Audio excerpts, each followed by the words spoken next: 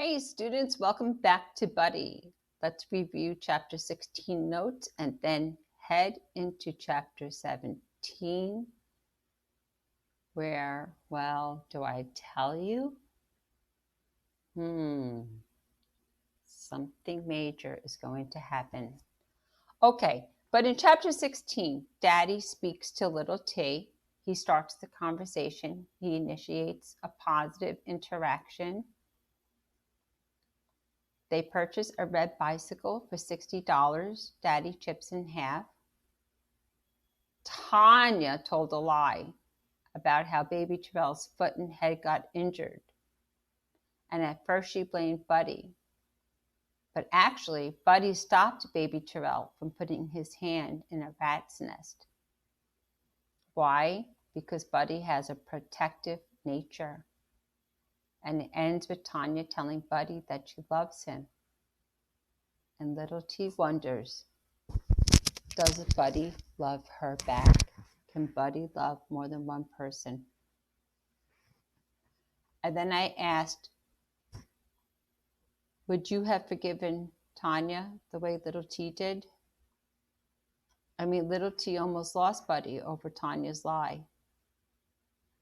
And most of you said yes, you would have, because she eventually told the truth. So, I thought that was a good question. Let's go into chapter 17.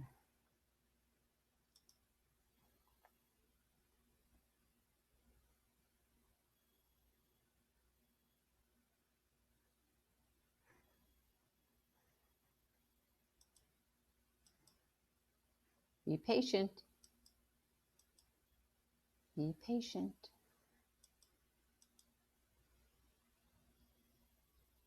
Here we go. I wish it wouldn't happen, but it always does. No matter what, along comes August, and off we go to school. Okay, because down south, schools generally start in August, and the schools down south have air conditioning in all of the classrooms. Are you aware of that? It's the schools up north where we live that don't have air conditioning in the buildings. Anyway, I don't see J-Boy anywhere. So where is J-Boy if he's not in school? So I don't have to worry about him anymore. Now it's that boy Rusty sitting next to me instead. I tell him I have a dog, and he says he wishes he had one. And I say, why don't you come by my house someday and see mine? And he says, okay. I ask him, does he like to draw? And he shrugs his shoulders and says, maybe. We've been in school only a week when Daddy comes home from work Saturday evening, and Grandpa T meets him on the steps. Did you hear about this storm? Grandpa T says. What kind of storm? Daddy says. It's a hurricane, Grandpa T says. They call it Katrina. They say it's a bad one. They're all bad, Daddy says.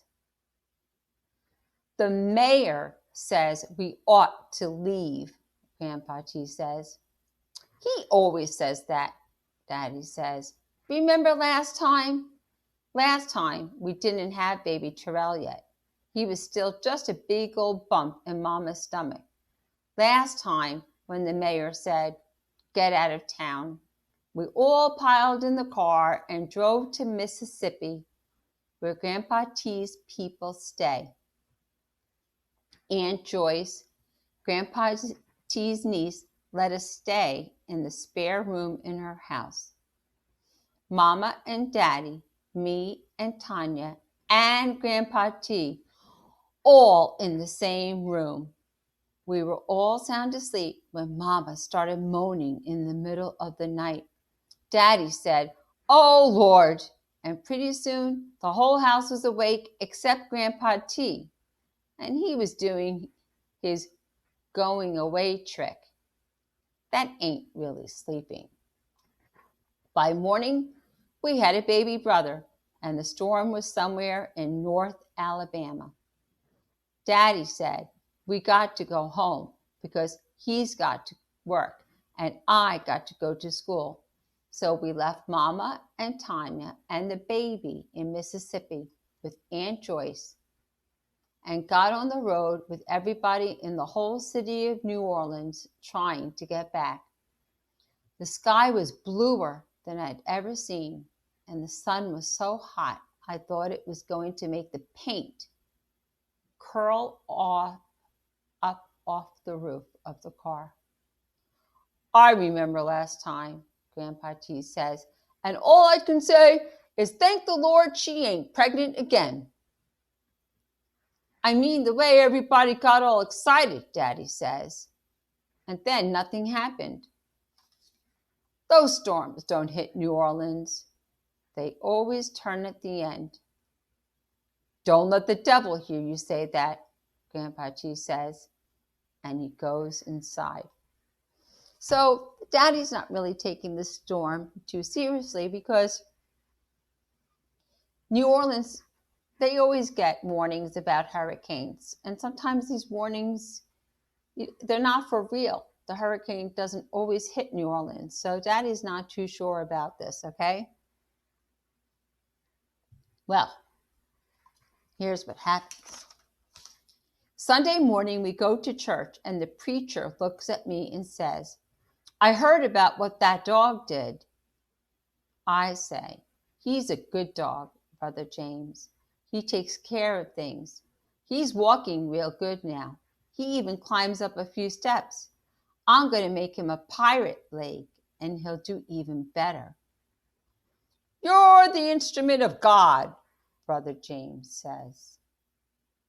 See, word spread that Buddy saved baby Terrell from the rats. God was waiting for your, whoops. Hold on, everyone. Hold on. Hold on.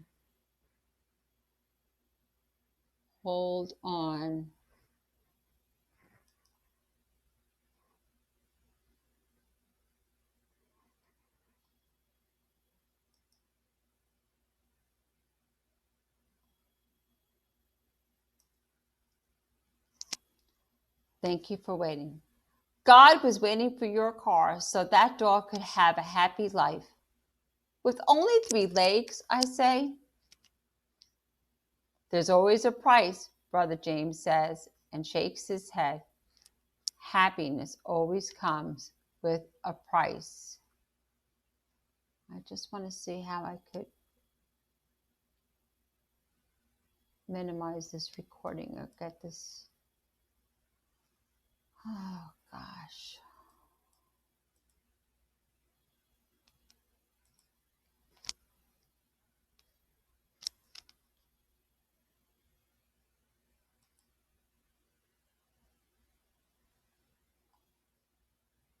Okay. Just stay with me.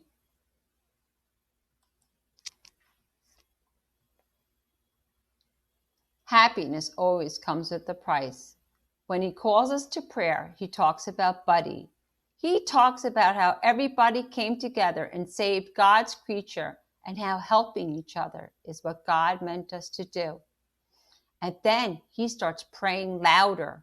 He raises up his voice and he says, a storm is coming, Lord. A storm is coming. At first, I think he's talking about evil as usual, but this time he's talking about rain and wind. The mayor came on TV this morning, Brother James prays. He came on the TV and he said, you got to leave. He said, it's mandatory. And Lord, what does mandatory mean? It means you got to. Lord, we got to leave our homes. Lord, there's some of us who have a way.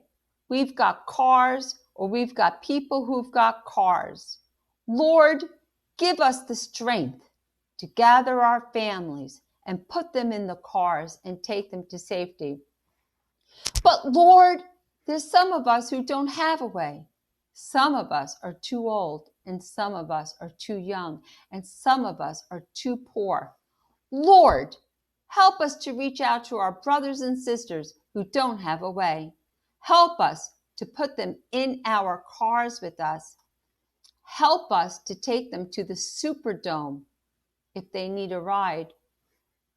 Help us, Lord, to help each other, just like we helped old Buddy, so we can gather together again next Sunday and raise our voices in praise and joy, just like we're doing today. Alleluia! And the choir starts singing, and Mama casts her eye on Daddy, and Daddy looks back at her and raises up his eyebrows, and I know we're leaving again. Well, Mama starts packing the minute we get home. She starts with baby Terrell's stuff. She pulls out all his diapers and bottles and toys and stroller and a porta-crib. And then Daddy says, "We can't take all that, woman." And Mama makes a face like she's sucking a lemon, but she puts back the toys and the stroller and the porta-crib. "Who are we going to take with us?" I say to her, like Brother James says.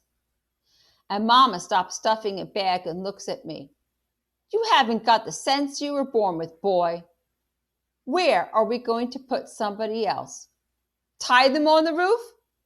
She shakes her head and snatches up baby Terrell right before he pulls over the lamp.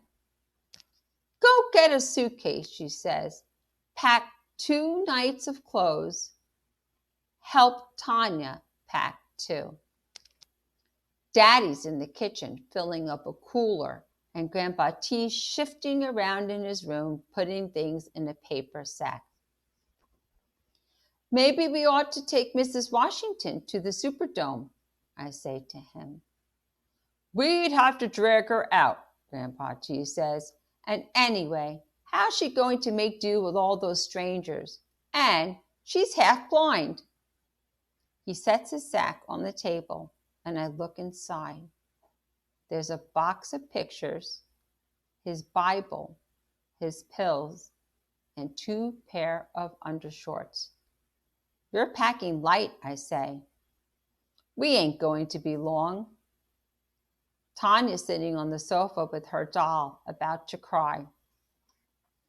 "Do what your mama told you to do," Grandpa T says. "Go help your sister pack." So I drag Tanya upstairs and make her pick out some clothes. We're fighting about whether she can pack her ballerina skirt and those red shoes when I hear Daddy calling me. "Little T," he's yelling, "go get Buddy and bring him inside." I go running down the stairs. "Why inside?" I say. "Can't leave him outside," Daddy says. "Leave?" I say. "We can't take Buddy with us," Daddy says. "There ain't room in the car." All of a sudden, I can't move. I'm standing there like a statue. My fingertips are throbbing and my feet feel like rocks. "Then I won't go," I say. Daddy stops still and stares at me. "I'll stay here with Buddy. I'll look after the house. You all won't be gone long. Maybe I'll go stay with Mrs. Washington." I said, "Bring Buddy inside." Daddy's looking at me like he's 1 inch away from getting that stick up by the shed. "Now," he says, and turns around and walks off. I go outside and Buddy's laying on his blanket. He lifts up his nose when he sees me, and his tail goes thump. I sit down and rest my elbows on my knees. Then I bend down my head and hold it in my 2 hands. I ain't touching Buddy or even looking at him, but I can feel him. It's like the whole shed is filling up with him being there. He moves his feet and his claws scratch a little on the floor. His tail thumps against the wall. I hear him breathing, not panting, but not real quiet either. I know the tip of his tongue is hanging out the side of his mouth. I know his whole body is moving, just the slightest bit with each breath. Then I hear his teeth click together when he closes his mouth, and the rustle of the blanket as he lays his head down. I know he's looking at me with his big, soft eyes, just like he always does. I can't leave, Buddy. I can't not leave, Buddy. I lift up my head and see his eyes turned up to look at me. He waits a second, then he gets up and limps over to where I'm sitting. He pokes his nose at my hand where it's holding up my head. He licks my ear. So Buddy is trying to give little T some comfort. Buddy knows what's going on. He's a smart dog. I know they're all running around like crazy inside. I know I could just walk out the gate and Buddy would follow me and they wouldn't ever see. I could go wherever I wanted. We could find a shed somewhere and hide. I would take his blanket and at night we'd sleep on it together. When I was sure everybody was gone, we would sneak back. His food and his bowls would be waiting. I'd break in the house and make soup. Once the storm passed, I would check on Mrs. Washington and make sure she was okay. I'd bring her some of the soup. Buddy would lay on her front porch and we would sit in her swing and she'd give me a cold drink and I would read her letters to her and maybe I'd cut her grass for free. When I came back home, I would go up on the roof and fix the hole where a pecan branch broke off in the storm. Okay, so now little T is creating a plan. Well, a plan that he has in his own mind because he does not want to leave Buddy while his family evacuates. So he has his whole plan worked up in his mind, what he's going to do.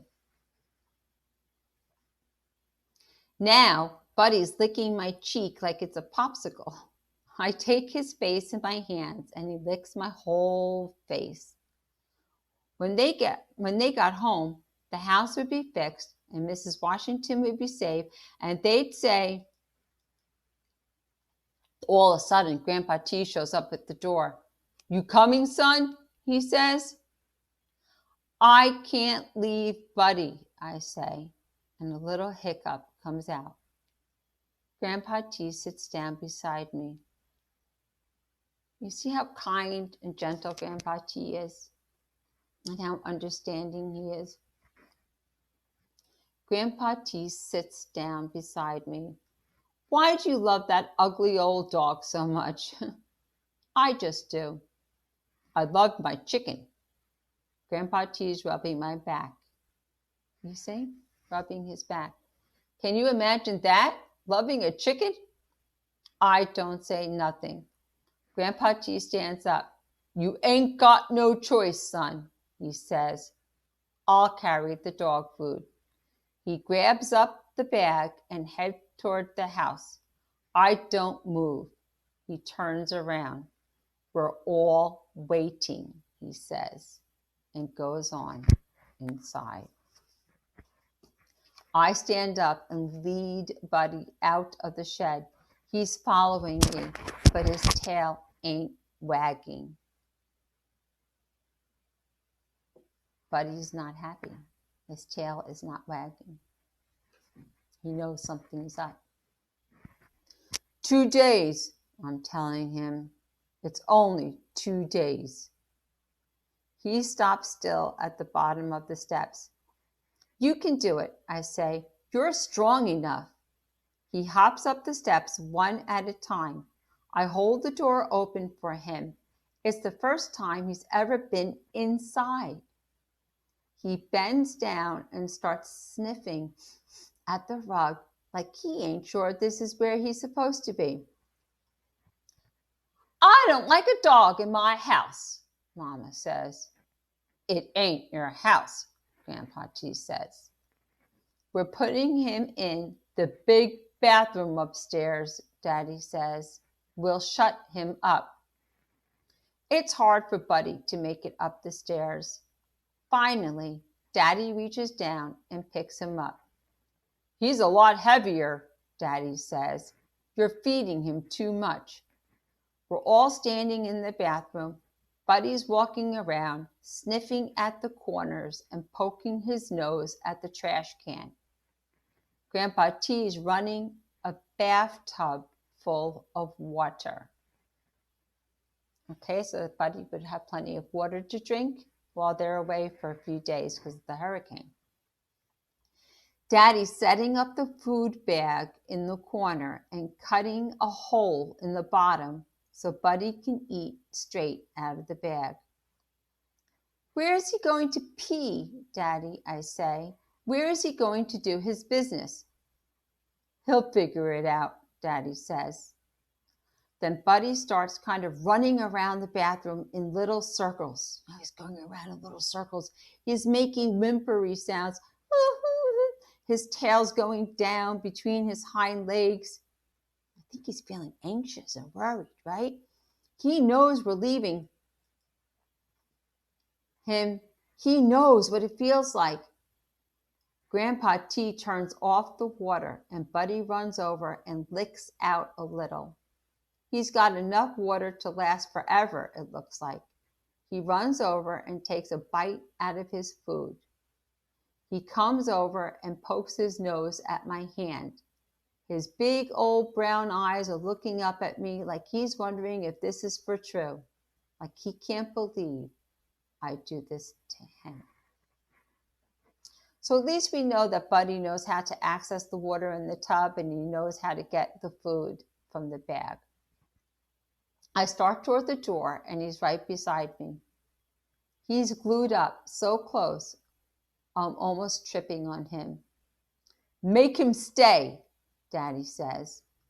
I walk to the back of the bathroom and Buddy walks with me. Sit, Buddy, I say, and he sits. Stay, I say, and start backing up toward the door. All of a sudden, Daddy grabs my arm and snatches me out the room. Daddy slams the door and we hear Buddy running across the tile. Then we hear him scratching on the door, trying to get out, scratching on the door. You're going to have to paint that door when we get back, Daddy says.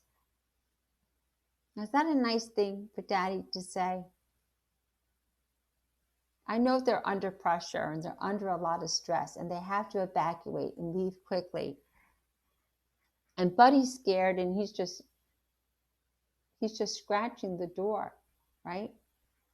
And all Daddy could think of is that little T's going to have to paint that door when they get back. Then Buddy starts to howl. I ain't never heard that sound before. Oh! Buddy's crying. Oh! I put my hand on the door and feel it shaking. Buddy, I say, but he just keeps on wailing and moaning like he ain't never heard me. He must be so scared. Like he ain't never even known me. I'm standing there and something big's trying to go down my throat. I'm feeling my eyes get stingy. And Buddy keeps on howling. Oh! 2 days, I say to Daddy. 2 days, Daddy says.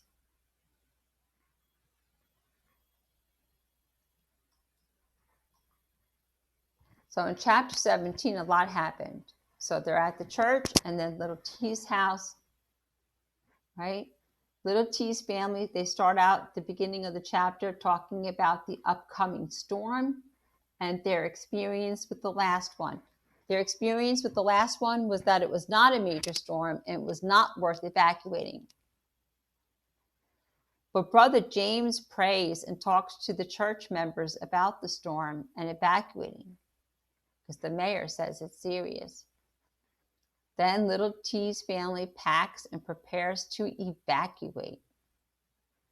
Then little T makes a plan in his mind about he can stay during the hurricane to protect Buddy. It's just a plan he's making in his mind. But eventually little T has to leave Buddy in the upstairs bathroom. But Daddy says just 2 days. It will only be 2 days. Here's an important quote. You're the instrument of God, Brother James says. God was waiting for your car so that dog could have a happy life. The stop and jot question. Write 4 adjectives that describe how little T and Buddy are feeling. So adjectives describe a noun. The nouns are little T and Buddy. And during our Zoom class, I'll explain adjectives more. But you can write 4 words about how Buddy is feeling and little T. You could come up with words like anxious, scared, frightened, depressed, lonely. Okay? And that's that. And I will see you in Zoom and then next for chapter 18. And I want to thank you for being patient with me with my technology difficulties. I know this is a long video because I see it went on for 26 minutes, and I'll stop it now. Thanks.